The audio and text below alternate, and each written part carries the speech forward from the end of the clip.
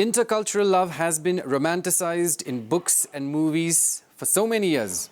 But is this fairy tale as common in the real world? We shall find out.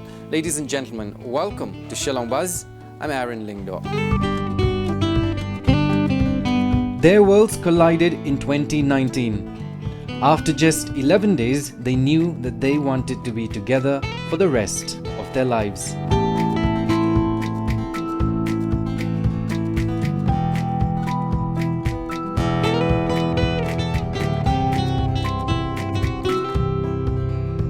Distance stood no chance for this perfect pair. They got hitched in 2021 and they're currently living together in town. This episode, I'm getting together with the soulmates, for I believe that their story will melt cold hearts. Presenting Marina and Kyntiew.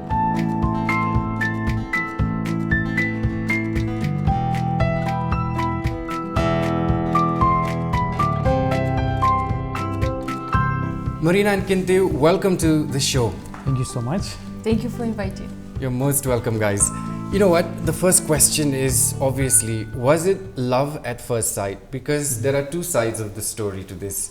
Now, Marina, when you met him for the first time, there was this warm, nice feeling about him that you felt. But then for Kyntiew, it was not love at first sight. Why don't you clear the air for us once and for all? Why don't you start?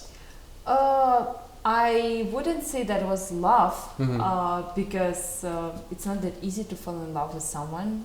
And even when we fall in love, we can't call it love. It's just, that nice feeling which overwhelming you. But I definitely had a very warm feeling about him. And I just felt comfortable to be around him. And I think that girls would understand my point when you instantly interested in guy. Okay. So that was it. How was it for you? For you, it wasn't love at first sight at all. No. What did you feel? Was it just a very platonic, friendly feeling that you had, or was it something For me, else? actually, I was more stressful, as in because Stressed? because I was their host Okay. and their guide, so everything has to be perfect. I want them to enjoy Shillong, Meghalaya overall. So whenever guests come, I make sure that they enjoy and leave with good memories. So this is what I thought. That's all I thought. Okay. And nothing else beside that. And you guys have been together for how long now? Since the time you dated, of course, and then getting married. How long has it been? We met in 2019 in February.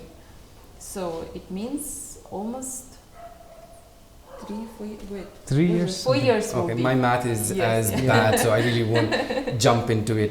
Yeah. So you know Romeo and Juliet, right? So Juliet was the one who proposes the marriage to Romeo.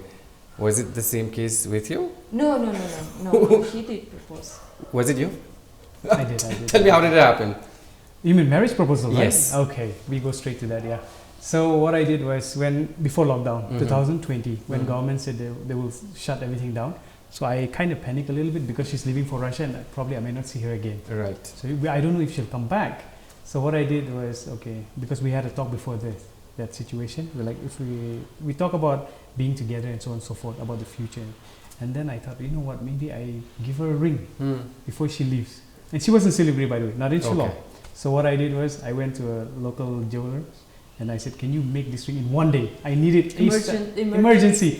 And he did it like, okay, I'll do it. Then I went to speed post and I speed posted it for 3 days. What are you saying? The ring, of course. Yeah, and I sent it with a gift, another gift, so that it will not be too obvious. But of course, it was a small package. Like you can hear the sound, right? So she knew what was coming. I think she knew.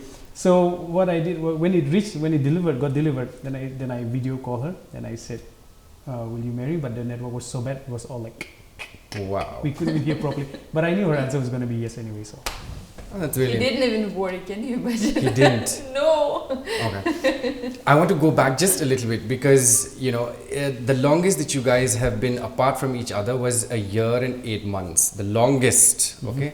So there was this kind of a, long, like a distant relationship, if you will. How did you lovebirds survive that 1 year, 8 months without each other? I think we didn't really struggle, to be honest. How did you communicate? Phone, voice, And then? a video call, sorry. And then you mentioned somewhere on Instagram that when you saw him after that, long spell and, there was this different feeling that you had. What was going through your mind at that point in time? You mean when we met or when we were in distance? No, when you're in distant relationship, then you met him after that, right? First of all, I just wanted to say a few words about the distant relationship. That we just knew that we're going to be together, and we were very like faithful in our relationship. In a sense, like we were focused that okay, there is no. We didn't feel jealous for each other of each other. There was no the sense of possessiveness and control. There was nothing of such. So we were free to live our life. Whenever he goes somewhere, I never ask who is there, send me picture, where are you? Same with me. So we were like fully trust, and in the same time we were focused on our relationship. So that's why it was sometimes that was difficult, especially knowing that we have no idea when we get the visa, because that was COVID time and I was trying my best to get the visa and it didn't happen. I was going to Indian embassy, I don't know how many times. They already saw my face because I was trying to understand. So, and somehow it felt like, okay, when are we going to be together eventually? But yeah, once we went through this time, to 1 year, 8 months, I think we became stronger in our relationship. It helped us, to know each other better. Exactly. Because once you're talking through the phone and you can't hold hands, you can't hug, nothing. And even if you have some misunderstandings, you have to talk with your, mouth. You have to solve the problems. There is no options. You were talking about parents. You've not met her parents. Obviously, you've met his parents. Tell me the first time when you met them. I will come to your bit of the story. I want Marina's reaction to the first time when you met his family. Obviously, you went to the village as well, right? Yes, yes. That was first time actually when me and my friend Masha, we came to Shillong, and he took us to village right away. And since I didn't nervous about anything, because I saw him for the first time and I saw the whole family for the first time. But the only thing that was funny that Russian people, we do eat quite early. So by 6, 7 we complete our dinner. Okay. And then we came to his village maybe around 9:30, about 10. And then they're about to give us food, and we're like, no, we already we're not Indian. So they were shocked so much. Which village again? Pongkung village. Pongkung village, okay. They were worried actually. Why aren't you eating? So we give a lot of rice, and they don't eat rice. So we're worried. If they don't eat rice, we're worried for us. True. So we are rice eaters. We can eat rice. I can eat rice at 3 o'clock in the morning. I'm not kidding. I can eat it at 3 o'clock in the morning, and I mean it. Yes. What was your family's reaction? Because see, you came home, you brought this Russian girl. Firstly, you had to break the news that I'm dating her, and then you drop another bomb, which is I'm going to get married to her. What was their reaction? It all happened in that one meeting. So we were all sitting together in a TV room, and then I saw that the atmosphere was warm among my family members. Then I was like, Dad, I have to tell you something, and everyone else that was there. I said, you know what? I think I'm going to get married soon. And they were like, oh yeah, that's nice. It's time anyway. And then then they were asking, who is it? And they all had an assumption, by the way. I'll tell you the assumption. First time on live TV, by the way. The assumption is they thought it'll be a Naga, to be honest, because I have a lot of Naga friends. All right. But then they were wrong. And then when I said, no, it's a Russian, they're like, what? Who is it? I said, Marina. And they're like, oh, that lady. Oh, it's so nice, so sweet. And they were so happy. Especially my mother was really, really happy. I could say this. This for me, it's always like an oh moment. You know what I'm saying? Marina, did you have any issues in terms of communicating? Because language is always a problem. If even we just leave across getting married, I just travel to another city. If I don't know the language, I find it very difficult to maneuver my way around. Did you have any problem? How did you overcome those obstacles? I wouldn't say that it's a problem. First of all, because I know some basic Kasi. Okay.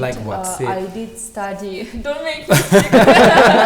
Okay, we'll do that later. Yeah. Sure. I know, I went for 3 months course.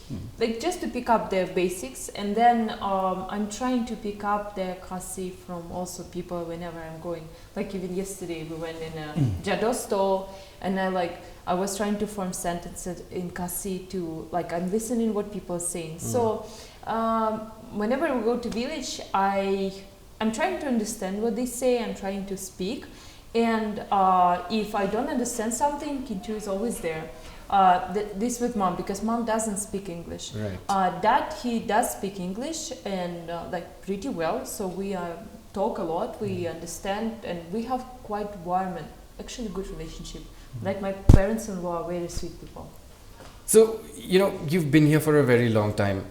How do you enjoy Shillong? Obviously, how do you like it here? I feel very cozy and I have this home atmosphere. I would say that here I feel more home than anywhere from before, because I've been living in different places. I did shift more than 25 times in my life. Really? Yes, and here I think maybe it's also because I'm married now and we have family. That's how I feel like I feel just at home in Shillong.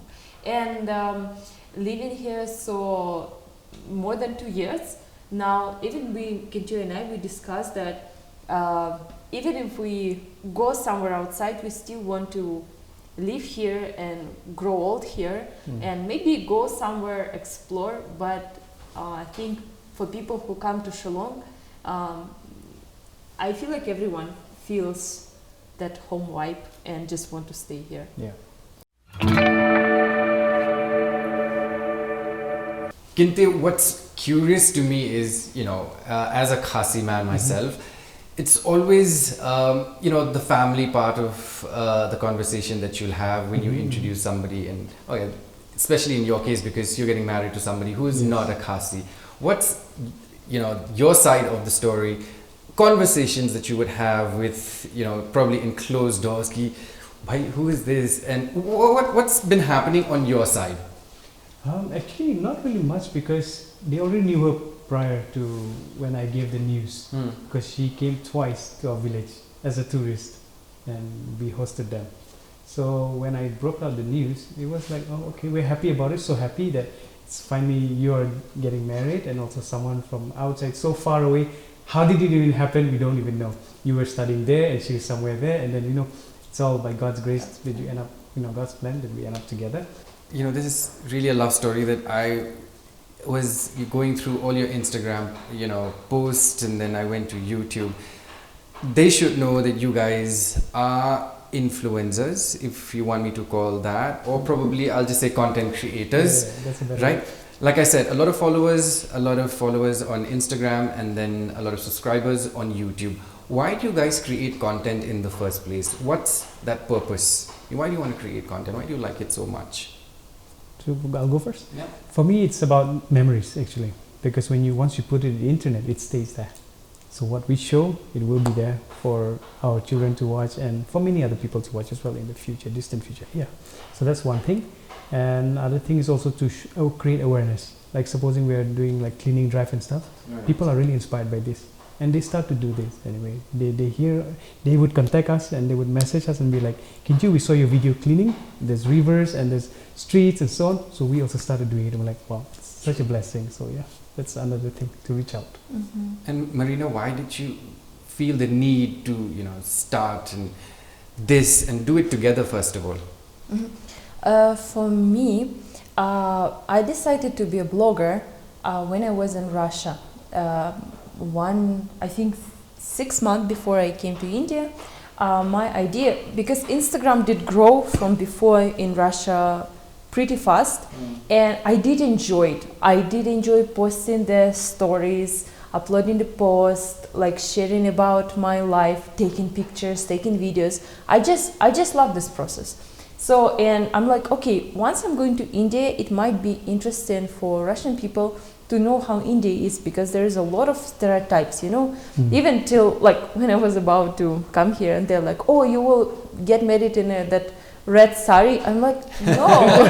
They're like, you will have this dot, because because that's the picture they have of yes, India. Yeah. Yes, they see all these Bollywood movies and they think that India is like that. I'm like, there's some India is like this. It's like the same when people think about Russia, that it's like a, all it's about vodka, matryoshka, snow and bears, and we're like hugging bears and drinking vodka together. It's like, it's the same. Russia is much bigger, India is much bigger, and then I was thinking that for me it will be a nice opportunity to go, and it will be a topic of my vlog.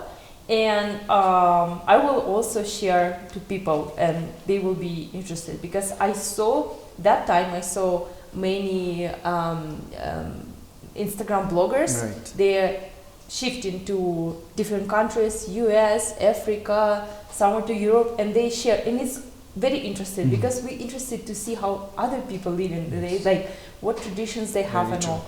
So, and I talked to Kyntiew and to my mentor, two people I discussed with, both of them. They blessed me, like, okay, go ahead with this. So then I started. But that moment when I came to India, and I started to create I continued to create the content for Russian audience, and then suddenly our picture when we got married, it got viral in WhatsApp statuses. Yeah. Yes. And then even next day after wedding, we're going to the restaurant, and like, oh hi, we saw your picture yesterday, you got married, and we're like, okay. And then because of that, I start to get a lot of followers like from here, Cassis. And at some point after a few months, I already had about like 10, I think in 1 month I had about like 10-15K of followers. That's a lot, yeah. And and then I checked the statistic and I realized that it's like 85% from here and 15% of like Russian audience. And then my mentor, he said, why wouldn't you shift to English? I'm like, but I didn't plan to be like blogger for locals, I'm a blogger for Russian people. And he said, why, like, there's a people who are already watching you. Why you just turning your back from them and going to someone who is like, they growing, the Russian audience were growing, but much, much slow. Like, because in Russia there is a lot of bloggers, a lot. So I know that if I would continue, I would grow, but here it's just like, it just so naturally start to like, just, how to say, boost it. And why do you think that is happening? No, I think because people interested, because not many couples, like bloggers, would get married like Kasi with someone outside. Very rare. Yeah, there is a lot of people who is like mixed marriages, but they just don't have social media much. Okay. But we are married, I'm foreigner, he's local, and we have social media, and we're showing how it is. That's why it's interesting. I agree, because you have to have the connection with your audience, otherwise there's no point for you to create content and just be one-sided. Yeah. Speaking of content, it's not easy. You again posted something on Instagram saying that I was extremely exhausted. Yes. You know, can you share that story? Why were you exhausted in the first place? Yes, it's, you know, it's a lot of sides of this emotions. Why like this? First of all, because creating content, it takes a lot of time. It's not easy. Yeah, even when I'm just uploading the stories and being online, Kyntiew knows how much time it takes. I'm thinking about, okay, what kind of stories do they upload? I never uploaded just, you know, like picture. I always make it, I write down something. I make it as a storytelling, so people would be part of my life. And they would understand what's going on right now. They can relate to what's going on. So it takes the time to think about this. Sometimes, of course, I'm thinking, okay, should I do like this? Should I do like that? And it takes a lot of energy, and sometimes it's stress because, you know, I think time to time all content creators thinking, okay, will people like it? Will they react? How it will go? So, and besides that, I have other work also, like we have like our YouTube channel, which we also like growing, and there's a lot of like work, and that's why sometimes that what I have to do physically and along with emotional side and stress, it creates this burnout. Yeah, for me that was very difficult. Stop working. Only in the moment when I'm totally burnt out, I'm like, oh, I forgot to rest. And take a break. Yes. Take a break, yes. So I think that was the majority, like the major problem. But I was going through the therapy with my psychologist. We were working on it for like, I think for 2-3 years on this problem, which I couldn't solve. And eventually, praise God, this year I now learned how to take a break, how to stop working when I'm exhausted, and now it's getting better. Ah, congratulations. I mean, that's Thank always you. good news to hear because, like I spoke to you guys offline, we throw ourselves in public domain. Comments can come from everywhere, and it can be good, it can be, and mostly it's bad, right? Do you go through every comment first of all? That's my first question. And second question is, how do you deal with so much? Because it is stressful. It makes me anxious. If not me, probably other people, you know, because it's so easy for somebody to sit off the camera and talk about what you guys do and how you do it when you do it. How do you guys deal with all that stress? You mean like hate comments or no? I want to say that first of all, we don't have that majority of hate comments. Okay. We have 90%, sometimes like 95% of support. Very good people.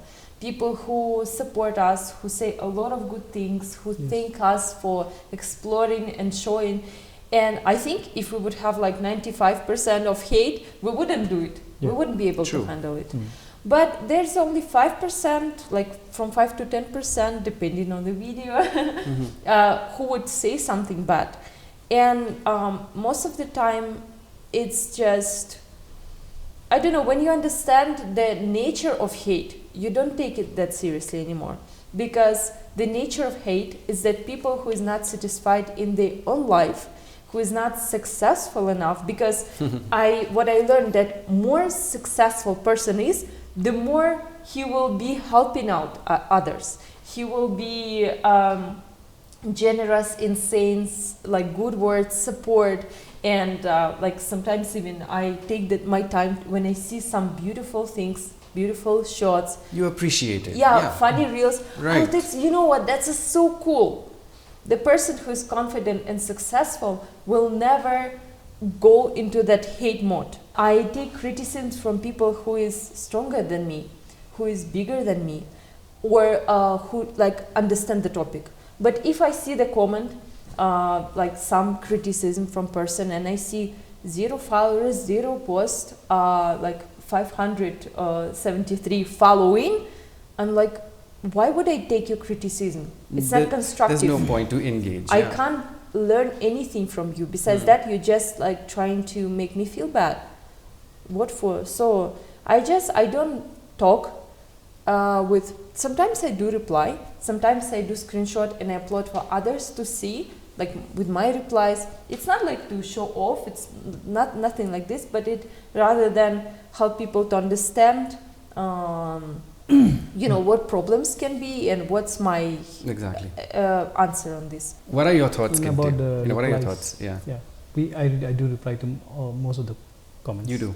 Because why I'm asking you is because she has done it before, in the sense that she's used to, you know, content, she's used to having a lot of people, reacting to her. For you, it's kind of new because we would just have our Instagram for our personal use, right? So what's your side of the story? In the beginning, actually, it was quite difficult. When I see a hate comment, it affects me.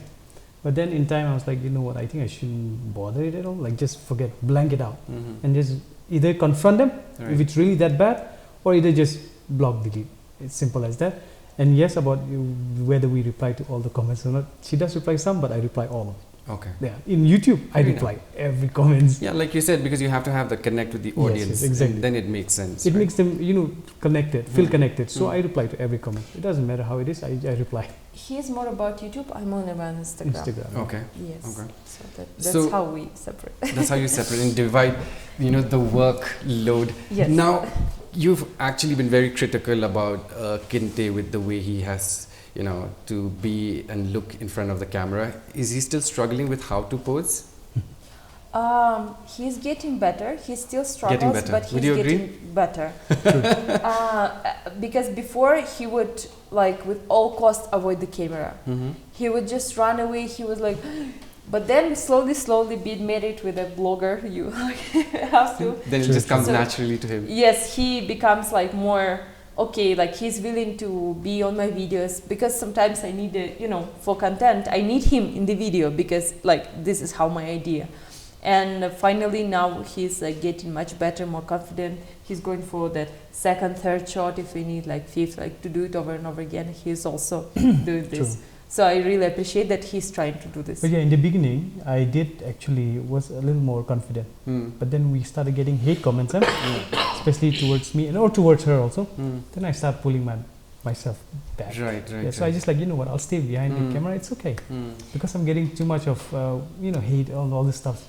People were attacking him about that he's not speaking Khasi a lot. Okay. And people sometimes till now, they don't get that we create our channel and we have audience, like even my Russian family, they want to watch. And if we speak Khasi, and my friends from all around the world, they want to watch and they understand English, but they don't understand Khasi. In real life, I'm trying to speak Khasi. He's speaking Khasi, but on our YouTube channel, we're not speaking Khasi because there's not only Khasi people watching. Now to the favorite part of the conversation, which is food. Marina, I've already read it online about your, Russian chicken curry, but we won't talk about it right now. Let's talk about our Khasi food. What do you like the most? I like Khasi food in general, but if I have to say my favorite, of course, number one will be jado. Okay, let's count. Number one. Jado. Then I like pusal. Pusal. Okay. Yeah, I tried this cake first time on our wedding, and I'm like, next morning, he's like, what do you want to eat? I can remember that red cake. What is this? Give me that to me. So praise God, that was still there. So I had just breakfast, and since then I fell in love with pusal. Then putaro I like. Because you can eat it with something with sweet, it's just nice. Dokle, I like turumbai. Okay. When I just first tried turumbai, I'm like, what? No, I just ate a little bit. But then I don't know what happened. Just one day after 1 year I tried this. I'm like, I want turumbai. I don't know what happened. And since then I'm eating turumbai like, properly. Yeah. So you guys will be leaving for Russia anytime soon, and then you've spoken a little bit about, there's this documentation that you have to complete before leaving. What's the documentation all about? So actually it's called OCI, Overseas Citizenship of India. Okay. So it's for her. Okay. So when she get that, she doesn't have to apply for visa anymore. So it'll be easier for her to move to and fro. All right. So, but then for that, we have to wait 2 years to stay. We have to stay in India and then apply for it and get married for 2 years, basically, from the time of our registration. So we completed just recently. That's why we went to Kolkata emergency, and we went through interview and all the all the formalities. And now we're just waiting for it. So once we get that, it's much easier for her to do to and fro. I will be more Indian than ever. Yeah, more Indian than ever. The only thing though, there's one thing. There's 2 rules. She cannot vote, and she cannot hold any government post. But she can do anything, any job, but no government job and no elections. So you can't vote, that's for sure, and of course you can't have a government job, but you can have the love of your life. What else do you need? Yes, and almost like free entry to India. Yes, exactly. It's lifetime, by the way. True. It's lifetime. Well, there's no better way, to end the show. Guys, they're not going anywhere. They will be here, and they will be coming back to India if they go to Russia as well. Yes. Marina and Kyntiew. This to me is the love story that I've always wanted to do on my show. Thank you so much for saying a yes to me in the first place, to both of you. I had a great time and a blast listening to the conversation. I wish both of you the best of luck and the documentation as well. Thank you so much. Thank you so much. We're so glad to be here. That was lovely conversation. Yes. We really enjoyed it. Yeah. Thank you so guys. much. This episode made me realize that true love still exists and fairy tales do come true. Marina and Kynthiew's story is a testimony to that.